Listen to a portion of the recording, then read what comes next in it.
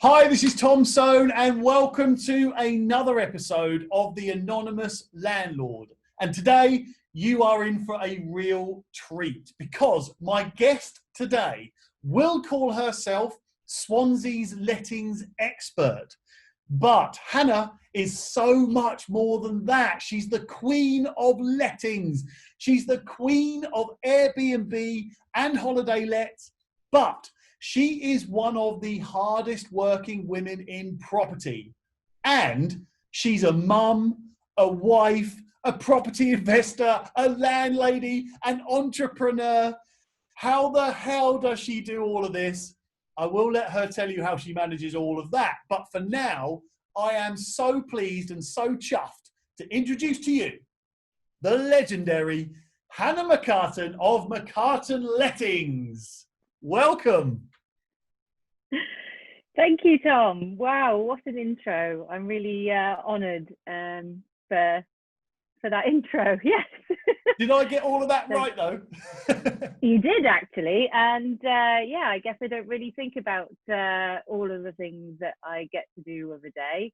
So when you put it in like that, I am pretty busy, yeah. And it does take a lot of hard work and determination to get everything done, really, isn't it? And make sure everyone's taken care of at the end of the day. Well, that's why I'm so pleased to have you here, so that you can share your knowledge and insights and opinions, and we can have a bit of a rant if we want to. And I'm sure we will. Love a good rant. Oh, yes. Well, look, so today, for everybody listening to this, we're going to talk about investing in holiday lets. Some people call it serviced accommodation. Some people call it Airbnbs. Some people call it short lets. Whatever we're going to call it, I'm going to call it serviced accommodation. So we're going to have a chat through that. We're going to talk through landlord licensing. Now, if you switch off to that immediately, let me just warn everybody that landlord licensing is coming. It means you are going to have a license, Mr. and Mrs. Landlord.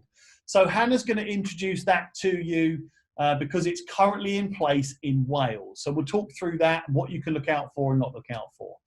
And we're also going to talk about Hannah's journey as an investor and also as a letting agent with some top tips for property investors. You up for that, Hannah? Absolutely. Awesome. Yeah. Right, first of all then, let's talk about serviced accommodation. And the reason I want to talk about this is because it's a bit of a buzz.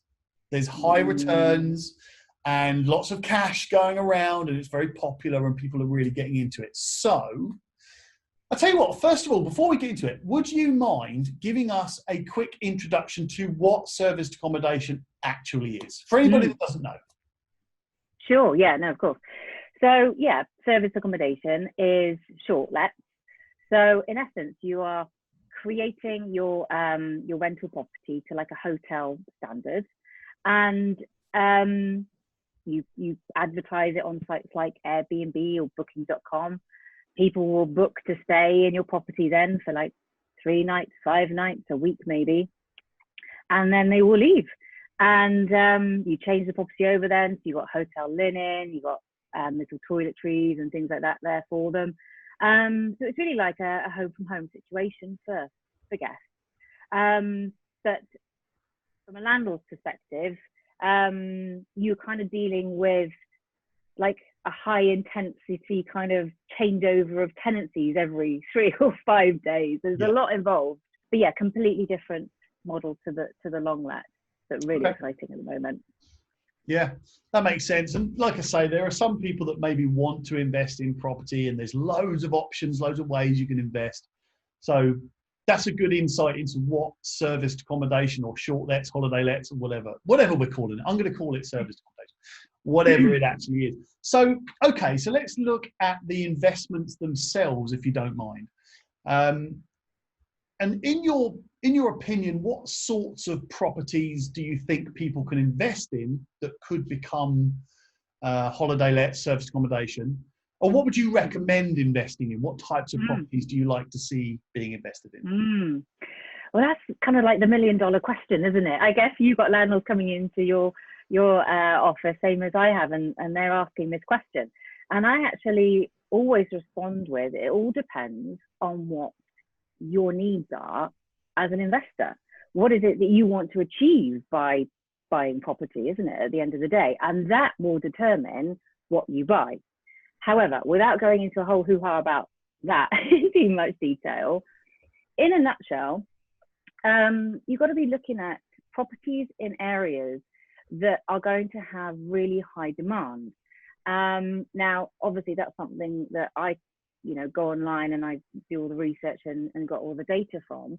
But also, you kind of got to go with gut feeling as well, isn't it? If you've got a 2-bedroom apartment on the beachfront overlooking the sea, you're kind of going to think, yeah, people are probably going to want to stay here on a short-let basis for work or travel. It's really drilling down onto the demographics of what type of guest is going to want to stay in this property. So service accommodation isn't just about holiday lets or the contractor market. It's encompassing it all. So yeah, really looking at what is around that property and what that property can offer a guest is going to be critical in deciding whether or not that's going to be a good purchase or not. But what I'm finding is really interesting at the moment is landlords are asking me to review their entire portfolio to see which ones would be good to diversify into Airbnb. So you say about, what would be good to invest in. Well, you might actually already own it. So we're really looking at how can we increase the property portfolio's value by switching its strategy. So there's two sides of that question, really.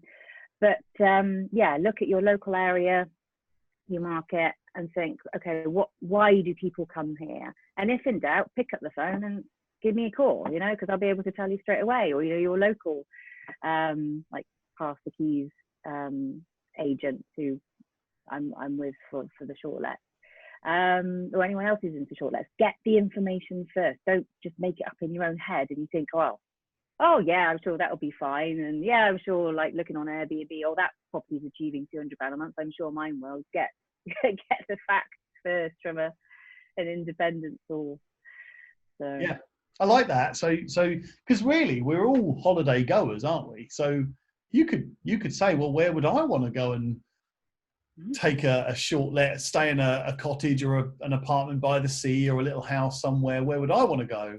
But also the demand, universities and NHS and I don't know, all those sorts of places. That's good advice. Yeah, I like that. And family as well. So the prime example, here in Wales now, we've got restrictions of 6 people. So if I wanted my family to come over and visit, like my sister, who is not in my bubble, and her kids, they wouldn't be allowed to stay in our house. Yeah. I'm just going to get them an Airbnb down the road. And we can meet outside still, but we can't meet indoors. So, again, like Christmas coming up. Do I want them in my house? Well, I didn't want them in my house to begin with anyway. It's too much, isn't it? It's too overcrowded. Let's stick them in an Airbnb. Happy days. So there's emerging markets coming about, isn't it? Like if people are more and more aware that they can have a whole house to myself that's going to be professionally cleaned. I don't have to think about the linen. It's going to be looking really pretty and it's going to be a great place to stay. Why not just spend, which would be a hell of a lot less than a hotel? So there's a lot more coming to it as well.